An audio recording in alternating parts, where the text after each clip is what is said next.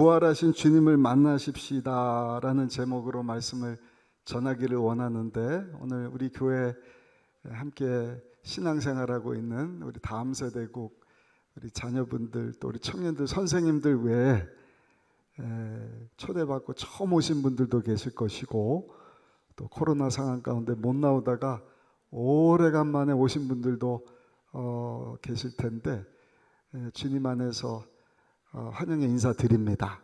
우리 부활주일은 기독교 최대 명절 중에 하나입니다. 오늘 부활의 기쁨을 함께 나누기 위해서 이 자리에 참석하셨는데, 우리 옆에 사람을 보시고 한 번은 예수님 당신 위해서 부활하셨습니다 인사하시면, 여러분들이 화답의 의미로 예수님 정말로 부활하셨습니다 이렇게 인사하시면 좋겠어요. 우리 옆 사람을 보시고 한번 인사하겠습니다. 예수님 당신 위하여 부활하셨습니다.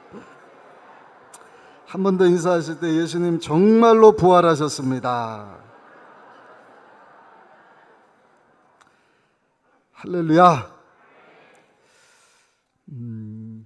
오늘 본문을 보시면 글로바라고 하는 사람이 나옵니다. 예수님의 제자 중에 한 사람인데, 글로바라고 하는 제자와 또 한 명의 제자가 예루살렘에 있다가, 여러분들 보실 때 예루살렘에서 서북쪽으로 한 10km 정도 떨어진 엠마오로 가는 내용이 오늘 읽으신 본문에 나옵니다. 마지막 우리 35절 단락까지 읽어야 되는데 좀 길어서 17절까지만 읽었습니다. 글로바, 그리고 또 한 명의 제자, 이 사람들 예루살렘에서 지금 올라가고 있거든요. 예루살렘에서 예수님이 부활하셨다 하는 소식을 다른 제자들에게 들었습니다. 그러나 부활하신 예수님을 못 만난 것 같아요. 그리고 낙심하고 좌절하고 엠마오로 올라갑니다. 배경은 우리 칸타타 중에 동영상으로도 살펴봤지만, 만왕의 왕 만주 되시는 하나님 아들 예수님이 2000년 전에 예루살렘 땅에 오셨어요.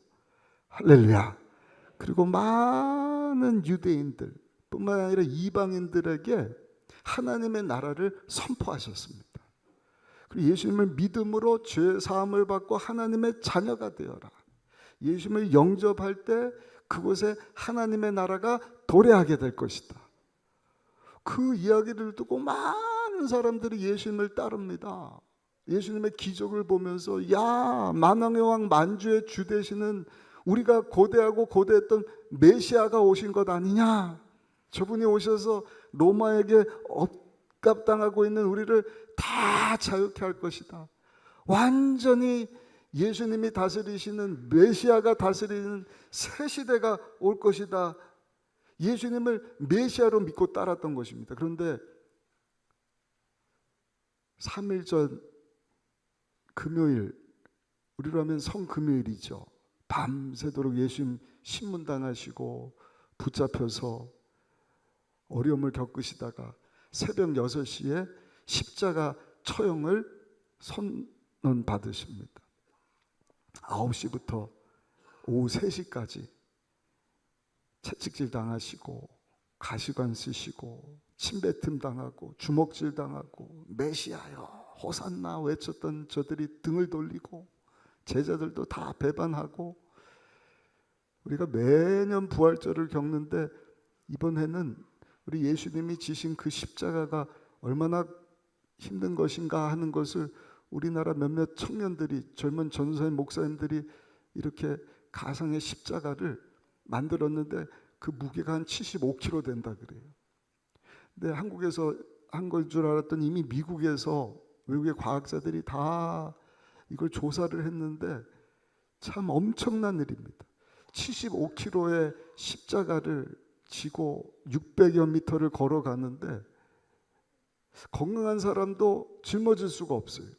근데 밤새도록 고문당하시고 채찍질 당해서 피투성이가 됐는데, 거기다가 가시관을 쓰셨잖아요. 그래서 체험을 해보니까 한쪽으로 이렇게 져야 되는데 가시관이 십자가에 꽉 눌리는 거예요. 피가 또 쫙 흐르는 것입니다. 그 십자가가 이렇게 부드럽게 만든 나무가 아니라 가시, 거친 십자가, 그런 찬양도 있지 않습니까? 거기에 막 찔리고 눌리고 끄슬리고, 얼마나 힘들면 구레네 사람이, 시몬이라고 하는 사람이 그 십자가를 대신 짊어져야만 했던, 그리고 예수님이 십자가 위에서 금요일 오후 3시경 운명하셨습니다. 지진이 나고 하늘이 어두워지고, 이게 무슨 일인가?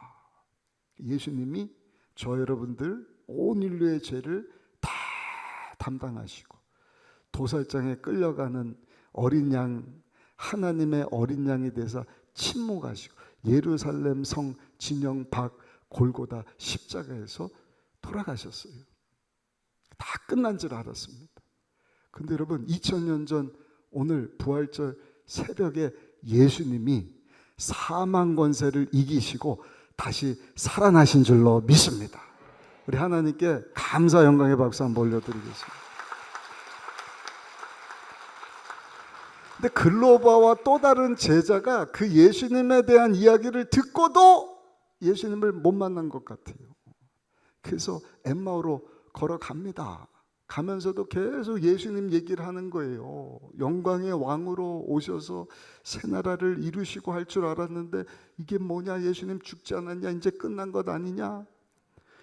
예수님께서 저들과 함께 하시려고 이야기 나누는 그 사이에 예수님께서 찾아가셔서 대화하기 시작합니다. 예수님이셔요. 함께 대화까지 합니다. 그럼에도 불구하고 오늘 그신 본문에 보니까 저들의 눈이 가리워져서 예수님이신 줄 알지 못하더라. 예수님께서 저들에게 질문을 합니다. 당신들이 길 가면서 주고받는 이야기가 무슨 이야기입니까? 그때 글로벌하는 사람이 비꼬듯이, 아니 예루살렘에서 왔다는 사람이 지금 예루살렘 성에서 일어나고 있는 일을 알지 못한단 말이요. 예수라고 하는 사람이 십자가에서 죽지 않았습니까?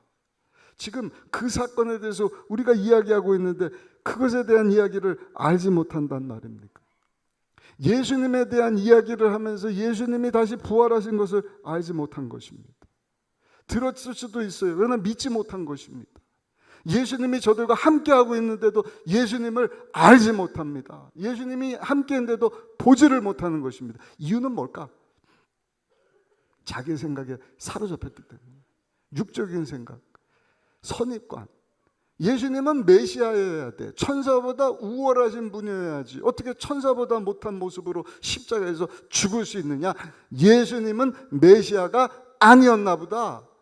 부활에 대해서도 믿지 못한 것입니다. 저들이 부활을 생각했다면 엠마오로 돌아갈 것이 아니라 예수님이 말씀하셨던 그 부활의 장소 베들레헴으로 돌아가야 되는 것 아니겠습니까? 또한 육적인 생각만 하는 거, 이해 납득 공감 과학적인 것만 분석 잘하지 영적으로 예수님의 그 십자가 사건 이후에 하나님께서 계획하신 놀라운 하나님의 구원의 섭리에 대한 것을 저들이 전혀 알지 못한 것입니다. 이에 예수님께서 침묵을 깨시고 저들에게 미련하고 선지자들이 말한 모든 것을 마음에 더디밌는 자들이야.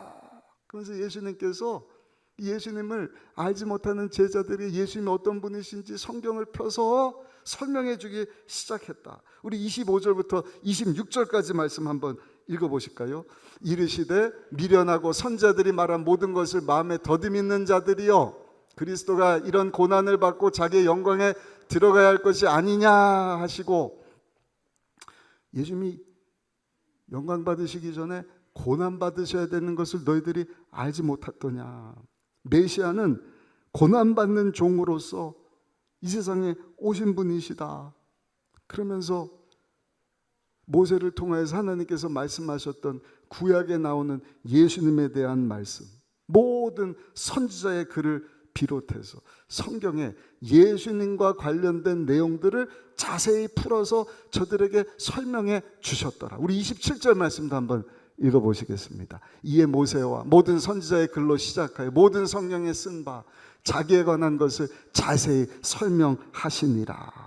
아마 출애굽 역사부터 해서 예수님과 관련해서 예언된 이사야 53장의 말씀이라든지 하나님의 구원의 섭리하심이 어떻게 그 도살장에 끌려가는 어린 양과 같이 예수님이 십자가에서 모든 인류를 대신하여서 몸을 찢고 피 흘려 우리의 죄를 다 담당하시고 우리 예수님의 의를 그 예수를 믿는 자들에게 다 전가시켜 의의 옷을 입혀 구원받은 하나님의 자녀되게 하시는지를 자세히 설명해 주셨더라. 그런 얘기를 하다가 보니까 엠마오에 다 온 거예요. 예수님은 성경에 보니까 그 엠마오 넘어서 더 멀리 가려고 했을 때 이 두 사람이 예수님을 붙잡습니다. 그리고 자기들과 함께 하자고 간청을 하는 것입니다.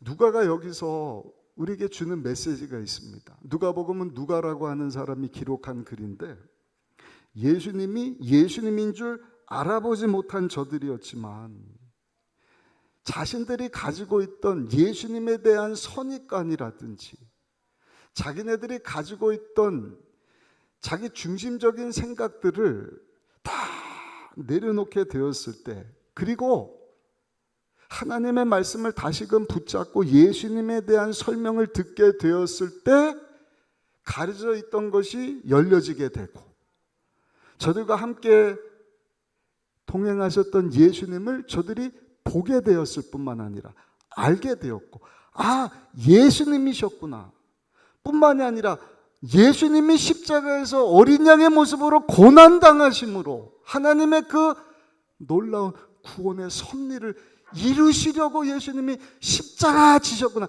예수님을 알게 되고 예수님을 보게 되고 예수님이 십자가 지신 사건에 대한 의미를 비로소 깨닫게 되었다는 것입니다. 우리 30절부터 31절까지도 한번 읽어보시겠습니다. 그들과 함께 음식 잡수실 때 떡을 가지사 축사하시고 떼어 그들에게 주시니 그들의 눈이 밝아져 그인 줄 알아보더니 예수는 그들에게 보이지 아니하시는지라. 예수님을 알게 되어서 아 예수님이시구나. 근데 예수님이 보이지 않게 돼 사라지게 되셨다. 32절에 보니까 뭐라고 얘기를 해요? 그러면 그렇지. 어쩐지 예수님이 이 말씀을 우리에게 설명해 주실 때 우리의 마음이 불같이 뜨거워지지 않았더냐. 성령의 불세례를 저들이 받은 것 같아요. 마음이 뜨거워지게 되었다. 예수님인 것을 깨닫게 되었다. 그리고 나서 저들이 한 일이 뭔가 엠마오에서 10km로 다시 돌아가 예루살렘에 가서 11 제자들에게 예수님 부활하셨습니다 그러는 거예요. 그때 거기 모였던 11명의 제자들과 다른 제자들이 또 뭐라 그래요? 맞아요. 예수님 부활하셨습니다. 예수님 정말로 부활하셨습니다. 어제 많이 들어본 것 같지 않습니까? 아까 여러분들이 서로 인사한 내용이에요. 예수님 부활하셨습니다. 이것을 정말 믿고 부활하신 예수님 만난 자들이 뭐라고 고백해요? 예수님 정말로 부활하셨습니다. 2023년 코로나 이후에 회복을 넘어 부흥을 향하여 오늘 부활주일 예배에 참석하신 저 여러분들, 여러분 예수님 부활하셨습니다. 머리로만 알고 입으로만 고백하는 것이 아니라 정말 나의 죄를 담당하시고 나의 모든 죄, 가난, 저주, 지병, 죽음, 지옥, 심판의 문제를 다 해결하신 예수님이 그 무시무시한 사망 권세를 깨뜨리시고 다시 살아나셨습니다. 그걸 믿는 믿음 가지고 옆 사람을 보시고 예수님 부활하셨습니다. 그러면 또 한 번 인사하실 때는 예수님 정말로 부활하셨습니다.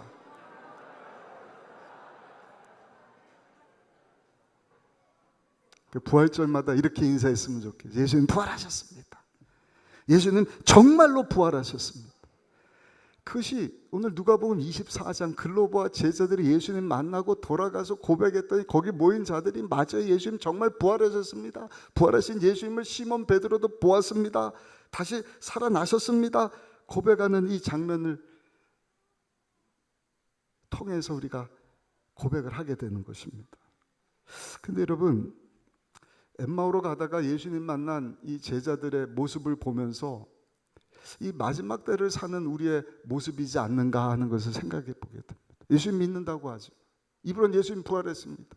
찬양도 합니다. 신앙생활도 하는 것 같습니다. 근데 마음 가운데 낙심이 있어요. 과연 예수님 부활하셨나? 예수님이 정말 오셨다고 하는데 왜 이런 어려움이 있지? 우리 기대가 무너질 때가 있습니다. 힘들고 어려운 때. 그럴 때마다 오늘 부활주일 아침에 주신 이 메시지를 듣고 여러분들이 꼭 기억할 것이 있는데, 여러분들이 그 고난당하고 낙심되고 좌절되는 그 순간이 우리에서 사망 권세를 깨트리시고 다시 사신 예수님을 만날 기회다. 부활하신 예수님을 만날 기회다. 오늘 이 부활의 아침이 그 주님을 만나는 기회가 되기를 예수님의 이름으로 축원합니다. 오늘 제목과 같이 어떻게 하면 그 부활하신 예수님을 내가 만날 수 있을까? 몇 가지 말씀드리면, 첫 번째, 한번 따라 하실까요? 부활하신 예수님을 초대해야 합니다. 초대해야 돼요. 예수님 찾아오셨어요. 예수님을 초청해야 됩니다. 그리고 주님의 말씀에 귀를 기울여야 됩니다. 그 예수님을 초대하려면 여러분들의 주관적인 생각 내려놓을 수 있어야 돼요. 내 교만, 내 자만, 예수님 없이도 살 수 있을 것 같다. 입으로는 예수님 주인으로 영접했습니다 했지만 어느덧 내 자만, 교만, 내 이고 때문에 예수님은 온데간데 없어져 버리고 나만 남게 버린 그런 분이 계시다고 한다면, 오늘 다시금 예수님, 나도 이 부활의 아침, 부활의 예수님을 초청합니다. 나도 예수님 좀 만나기를 원합니다. 만나 주십시오. 교회 처음 나온 분도 그런 고백을 할 수 있으시기를 바라고, 예수를 믿는다고 하지만 그 예수님을 정말로 만난 경험이 없는 분도 그런 고백을 하시면서 다시금 우리 예수님을 여러분들 인생 가운데 주인으로 초청하고 초대하실 때, 우리 주님이 여러분들 삶 가운데 찾아가셔서 여러분들의 인생의 주인이 되어주시고 여러분들의 삶을 다스려 주시고, 예수님 믿는 그곳이 천국이다, 그 어디나 하늘나라, 죽어서만 천국이 아니라 그 예수님 모신 여러분들의 심령과 환경이 범사가, 사랑하는 자여 내 영혼이 잘된 같이 범사가 잘되고 육체가 강건하고 예수님 안에 생명을 얻되 풍성히 얻게 된 하나님의 천국을 경험하도록 역사이실 줄로 믿습니다. 예수님을 겸손히 초청하셔야 돼요. 예수님 초청하려면 여러분들이 가지고 있는 여러분들의 주관적인 생각을 다 내려놔야 됩니다. 예수님, 그렇네요. 정말 내가 믿는다고 하지만 예수님 없이 행복을 추구하고 기쁨을 추구하고 뭣도 해보고 했지만 거기 기쁨도 만족도 행복감이 없었습니다. 왜 지금 날 대신해서 십자가에 죽어주신 예수님, 그리고 3일 만에 다시 살아나심으로 예수님이 나를 위해서 십자가에서 이루신 그것이 진짜이심을 확인시켜 주신 예수님을 내가 모셔드리기를 원하오니 오셔서 나를 다스려 주옵소서. 내 인생의 주인이 되어 주옵소서. 나를 통해서 하나님의 뜻을 이루시고 하나님 영광 받아 주옵소서. 고백할 수 있는 저 여러분들이 되고 우리 순복음 의정복교회가 되고 함께 예배드리는 우리 자녀들이 되고 다음 세대가 되기를 예수님의 이름으로 축원합니다.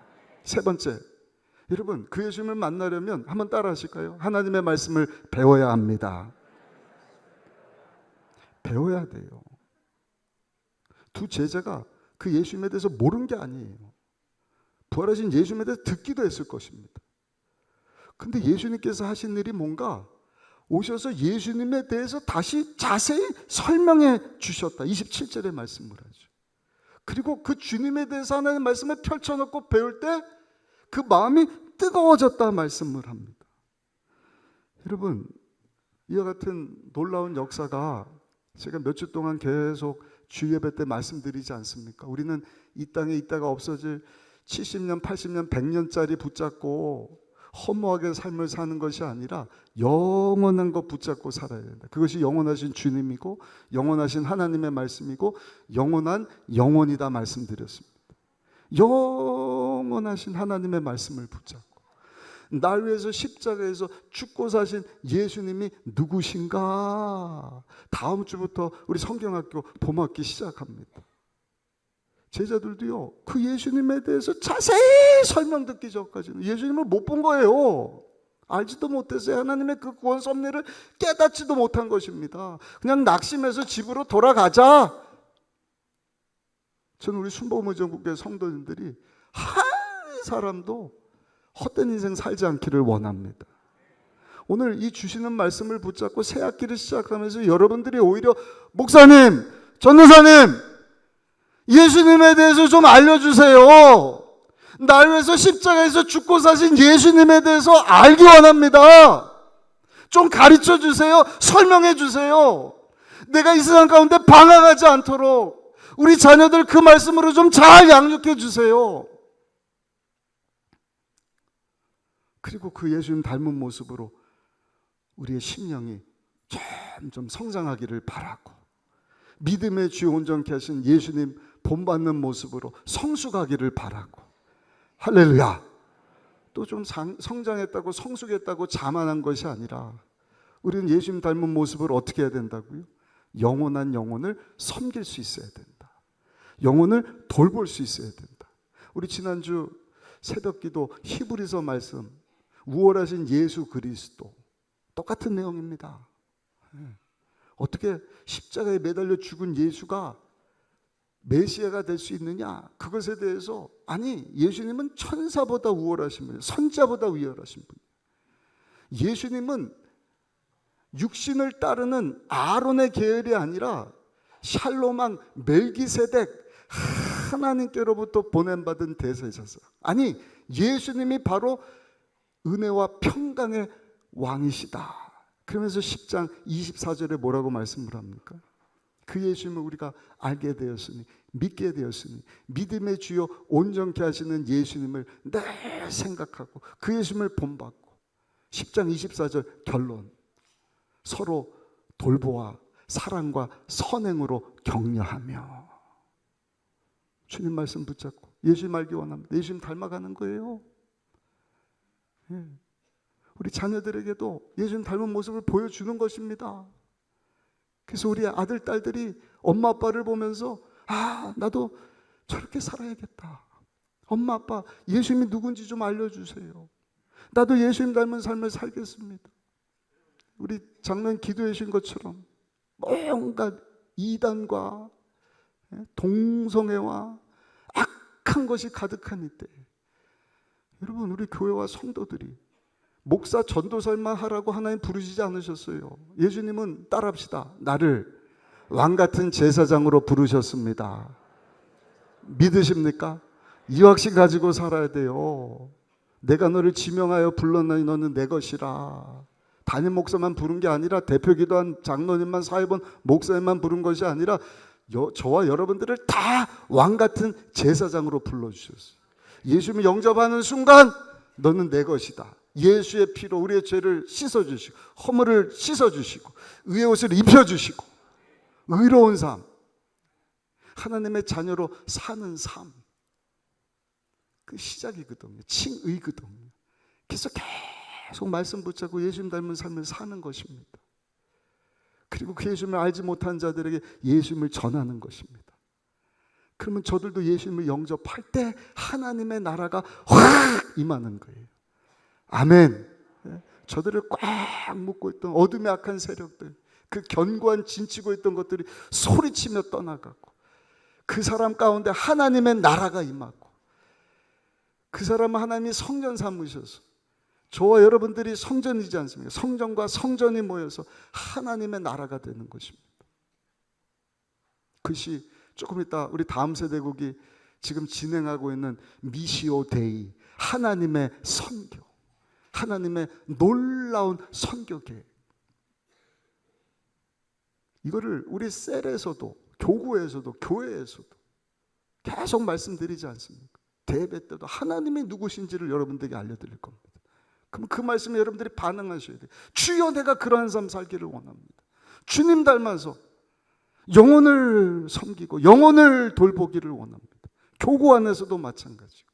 이제 4월 30일부터 우리 셀 사역 란칭합니다. 한 명의 성도도 빠짐없이 다 셀로 들어가야 돼요. 어제 저녁에도 우리 젊은 부부 셀, 부활주일 저녁인데도 모임 간다 그래서 함께 모임을 가지고 예배드리면 너무 좋은 거예요.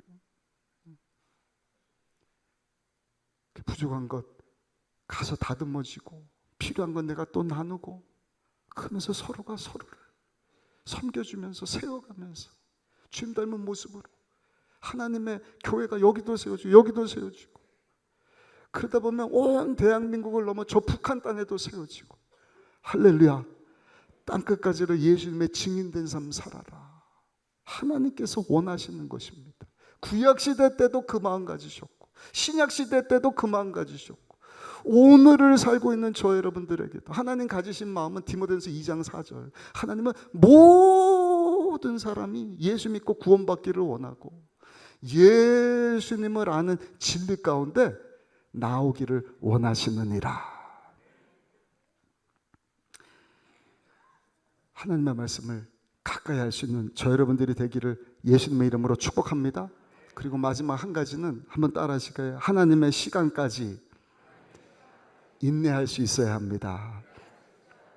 하나님의 타이밍을 포착하는 것입니다. 하나님은 언제 역사하실지, 언제 찾아오실지 우리는 알지 못해. 그러나 주님 만나기를 원해요. 내 주관적인 생각, 내 자만 교만 다 내려놓습니다. 나의 왕 되시는 주님이 오셔서 내 생각, 마음, 내 삶을 다 다스려 주세요. 하나님의 그 멋진 성교 계획 가운데 내가 쓰임 받기를 원합니다. 그때 주님이 찾아오십니다. 글로바와 또 한 명의 제자, 예수님이 왜 그때 찾아가셨을까? 알지 못해요. 그러나 그때가 하나님의 타이밍이었어요. 다 낙심하고 포기하고 고향으로 돌아가는 그때, 왜 저들에게는 말씀 안 하셨지? 그러나 나중에 찾아가셨어요. 또 한 가지 놀라운 일이 뭔지 아십니까?